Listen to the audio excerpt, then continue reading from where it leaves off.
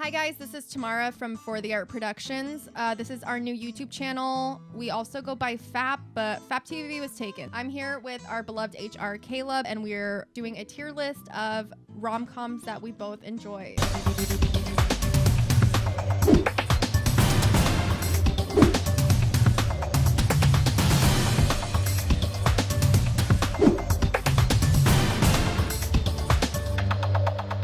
It's gonna be movies that we both have seen, and also like we were like looking at like various lists and like things that were on like top 20, top whatever, and yeah, so we gathered as much as we could. We had to stop at some point. We limited it to 25, so obviously we couldn't do all of them. Okay, so we have decided that rom-coms are obviously romantic comedies, but they also have to have an element of fate in it, that they're bringing these characters together, they keep on running into each other, stuff like that, the cliche kind of stuff. And also, romance cannot be a B plot in the story. It must be the main focus, the ultimate goal at the end of the film. Yeah, and for some of them, like we did take like audibles and like certain liberties, just because like we love the romance in it, and we just feel that like the movie had like enough elements for it to be considered a rom-com. What we used to rank the movies, or like to set the movies apart, was our personal enjoyment of the movies and how they function as a rom-com, and then we averaged out the numbers. So yeah, we crunched the numbers already. We did all. We're not gonna do that in you guys' face. We ran the algorithms. We did the statistics. We had our boy. I think you guys heard of him, Dan. Yes, Dan. Yeah, Dan's actually a mathematician. It's really crazy how he can use an abacus with one arm. And also, we want to give some honorable mentions, stuff that they didn't necessarily fit as a rom-com, or the other one hasn't seen it. The first one was Palm Springs, the Hulu film with Andy Samberg and the mom from How I Met Your Mother. We both felt like it was a really good film. We don't necessarily know if it counts as a rom-com, but the romance is so good and believable. It felt like it was just like a perfection on the time loop movies. If Groundhog Day was a rom-com, which I seen Groundhog Day on like probably like 5 of the list that I looked. So if that's a rom-com, Palm Springs has to be a rom-com. Next, we got the movie that I've seen that Tamara hasn't seen, was Boys and Girls. That's Freddie Prinze Jr. and the actress, I cannot remember whose name is, but Jason Bigg is his best friend in the movie. They're in college. Freddie Prinze Jr.'s character and the lead actress, they keep running into each other at different points of their life, but they never get together. It's really cute. There's like no problematic character that you always see in like 2000 rom-coms, and yeah, everything was like pretty believable and pretty fun. Okay, and then my movie is My Best Friend's Wedding. I really enjoyed this movie. I think it's like one of those fun like hijinks wedding rom-coms where someone's trying to like steal the groom, and love is the ultimate goal, even though it's not something she gets.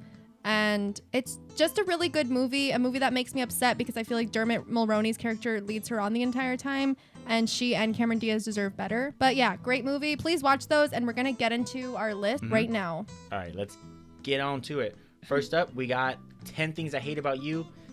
Easily S tier, like perfect rom-com.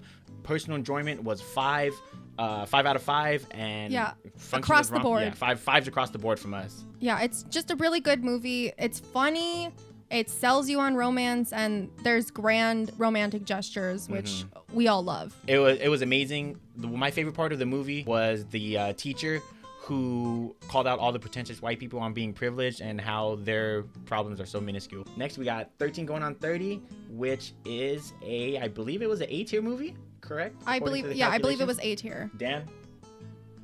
A? Okay, A tier for 13 Going on 30. Good movie. I think personal enjoyment wasn't like super top tier for me. If it was based on the thriller dance scene alone, it would be easy 5 out of 5. It functions as a rom-com pretty good.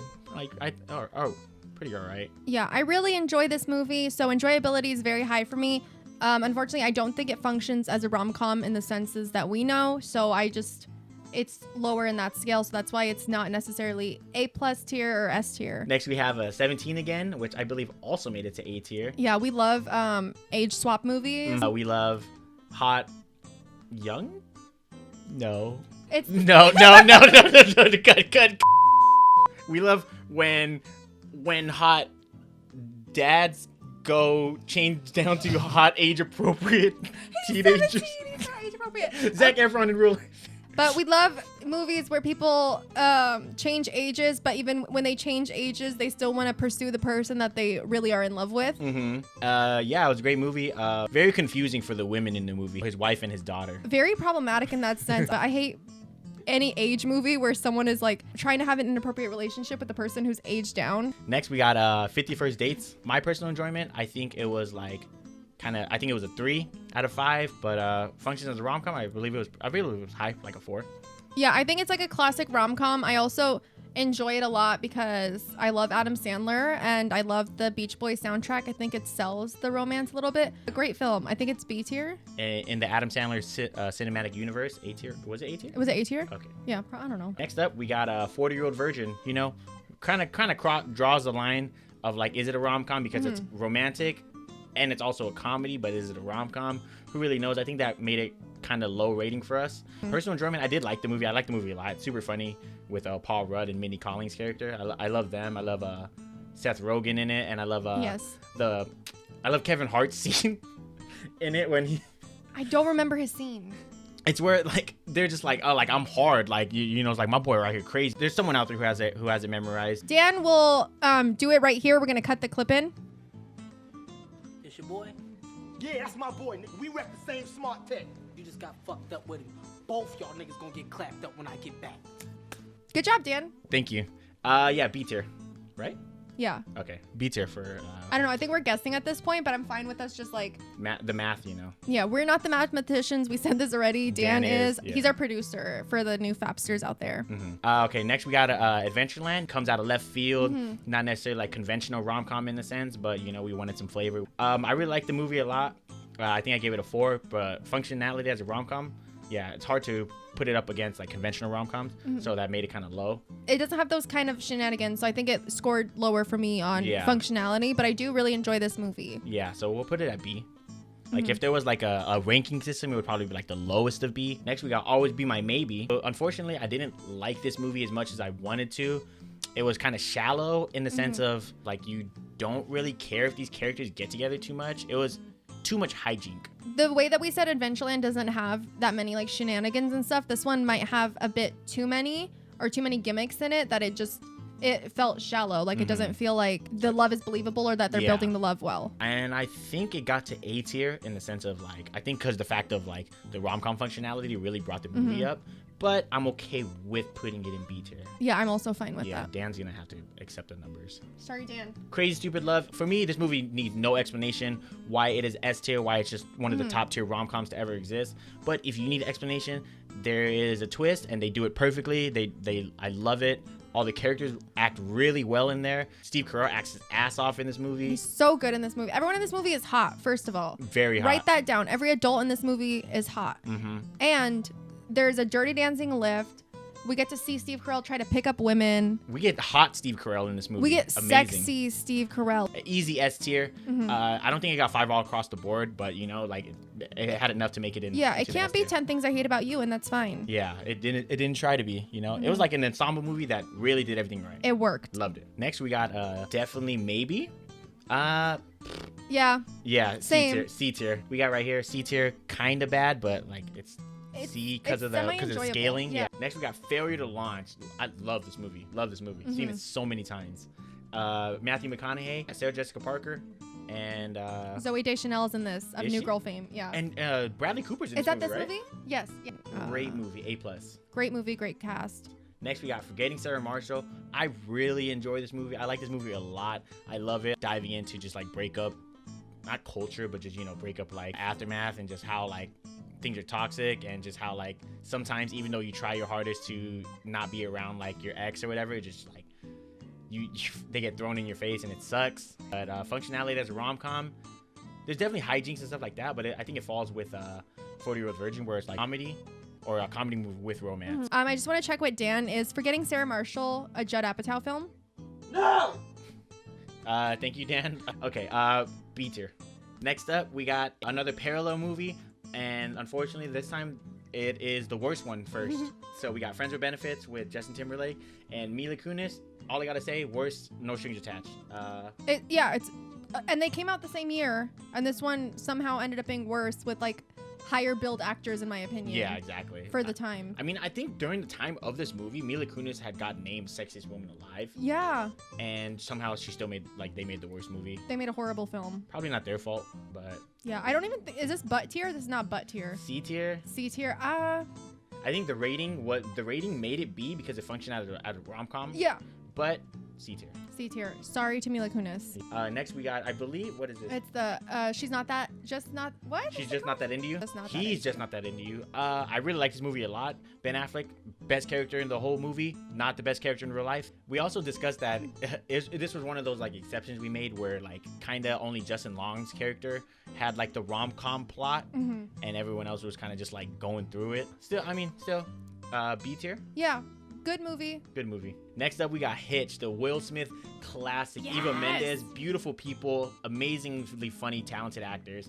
Kevin James when he dances to "Yeah" by Usher. Oh, One and of the greatest scenes. He has like the classic cliche, like ugly, like I don't even know, like backwards golfer hat or something like Yes. that. It's so ugly, so 2000. It's also one of those like in the sense of the Parent Trap, but not really, about him trying to like hook up these two characters, but along the way he also finds love. Which, if that happened in the Parent Trap, They would go to jail.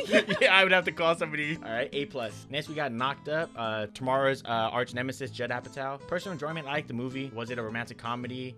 Not really. it was all right. I'm indifferent about it. Really, Yeah. really fun cast. C tier. Next, we got Love Don't Cost a Thing. My boy Yes. Nick Cannon can't make a song for his life, but act his ass off in Love Don't Cost a Thing. That's so true. He's a great actor. And I love Christina Milian. So beautiful. So they dated after too. Amazing. I And they didn't know almost got that. married, I think. Oh my god. Yeah, but Nick Cannon, he's just notorious for cheating on everybody. I love the Costa thing. Personal enjoyment, probably, I think I had it like 4.5 or 5 or something. Functionality as rom-com, 5, easy. Yeah. A+. Very good film. A+. I would say A+, yeah. Next, we got No Strings Attached, top tier movie for me. The better Friends with Benefit. One of my favorite movies ever. One of my favorite rom-coms. Personal enjoyment, 5. Functionality as rom-com for me was also 5. I think it's a really good film. It's very funny. So good. I like in the beginning when they meet at a camp, and it's playing a Marvin Gaye, right? The I wanna sex you up. That's not Marvin Gaye. Who is that, Dan? You The up? acapellas from Glee. It's the Glee version of that song. Dan fell asleep, so unfortunately we were unable to get the answer to that. But leave a comment down below. Let us know who sings that song. Yeah. Achoo! Oh my god. Sorry we don't have masks on. I think Dan might be sick. Dan might have started the coronavirus. He is patient 0. Yeah. Okay, A+ tier. Love this movie. Really functions as a rom-com. Definitely. Amazing. All right, next up we got Norbit. The introduction to Respucia, as our good friend Michael claims that it gave personality to white women from 2008 to 2010 or something like that, where everybody thought they could just be Respucia. Controversial, but very true. Michael doesn't lie. Michael never lies. That's like a true fact about him. If you don't know Michael, he is also in FAP. He's still an intern though. Okay, Norbit. Functions as rom-com, like 2. Yeah, I'm gonna be honest, I hate this movie. I love turkey ass. I hate it. Okay, C. Set It Up, really good movie. Love this movie a lot. It is Zoe Deutsch, probably the new rom-com queen, if we're Yes. being honest. And And that white guy. that white guy. But we got Lucy Liu in there, amazing woman. We got Tay Diggs. Tay Diggs, shout out to Tay Diggs. Sexy Tay Diggs. Sexy Lucy Liu. Amazing. Obviously, this works really well as a rom-com. I recommend this movie to so many people because it's just a high class It's rom-com. so good. It's one of the best like rom-coms that have come out in the last 5 years. Very true to the genre. A+. And not cliche. Not cliche at all, but yeah, A+ tier. Next we got She's the Man. There was a lot of debate about this film. Yeah, this movie barely made it onto this list because like romance kind of seems like the subplot. In certain eyes, romance could be the subplot, but I mean, she immediately has a crush on the guy like as soon as she shows Yeah, up. and it's fate because that's her roommate, and he just happened to be hot Channing Tatum. Yeah, Like hot young Channing Tatum. I like how he was hot, lean Channing Tatum. Yes, before he got like I all love that. bulky. I love a lean Channing Tatum. Yeah, it was nice. I think it goes in B tier. I would say B tier, yeah, but it's a really fun movie. I just don't think in the rom-com standards that it would be like an A or an A+ or an S tier. Silver Linings Playbook next up. Might hurt some people's feelings, but if you like this movie, it's actually fake woke. It sucks. Don't like this movie. Actually, butt tier. I will say this: when I first watched it, I loved the dancing scene. It made me really happy. But Yeah. it's fake woke. It's like we know about mental illness. Yeah, But they it's don't. Big Sick. Amazing movie. Really good movie. I liked it a Great lot movie. when I watched it. Very enjoyable. Is it a rom-com? It's kind of hard to say. Like conventionally, there's not really that many hijinks. I can't remember if there are at least. But the romance is so true and so like heart fulfilling. I like the movie a lot. Yeah, it's based on a true story. So Kumail Nanjiani, it's the story that he and his wife wrote about when he met her and she fell into a coma. It's a really great film, and I feel like that's why the love is believable. So good, and he's hot now. Yeah, I think he was cute before, but yeah, he's hot now. Yeah, A tier. Next up, we got the false idol of rom-com, the false prophet. What else can we say about The him? Judas of rom-coms. The Judas of rom-com, Noah Centineo. He stars in The Perfect Date, which is a very problematic movie. He's basically a gigolo. A very problematic and generic movie. Like, how Yeah. do you have this kind of different plot, and it's still the most bland movie that anyone's ever put out? It sucks because it was so cliche that they had like the smart best friend who just happens to be with the extraordinarily handsome like main character. So sucked. Stupid. Next, To All the Boys I Loved Before. I liked the movie. It was kind of too teeny in a sense, teeny for me. It was like too much hijinks for my taste specifically. Definitely. B tier, but like low B. Low B tier.